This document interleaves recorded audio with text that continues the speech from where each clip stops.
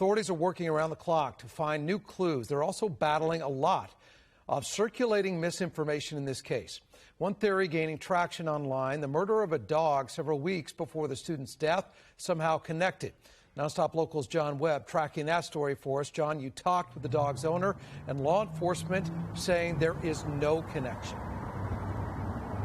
Yeah, that's right, John. Good evening. Captain Anderson with the Latah County Sheriff's Office says that there is no direct connection between the two mysterious crimes. The Colberts, who owned Buddy, says that they're not sure who did this, but they're certainly frightened. Yeah, 39 years, and we've never been afraid, and we've always left our doors open, you know, in the summer, you know, but now they're locked and double locked. One community, two mysterious murders, and now a curious town.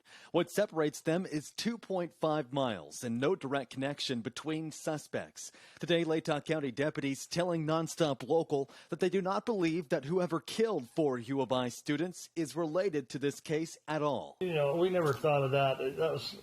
All we know is what happened to our dog. But connection, I have no idea.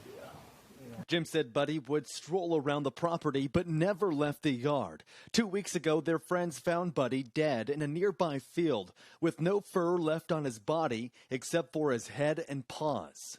I was in such shock that I just thought, well, an animal. I mean, your brain wouldn't go to anything else. Which is what the initial deputy thought until he called his supervisor to take a look. The family tells us that the supervisor determined it was a person who did this based on how the dog was skinned and the fact that the dog was not eaten.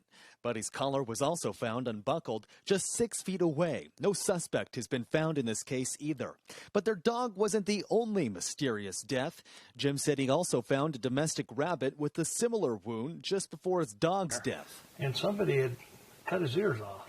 No, the whole top of his head. The whole top. It was kind of a V thing, like you take antlers off a deer. Jim tells me that he plans to install security cameras with what has unfolded over the past few weeks.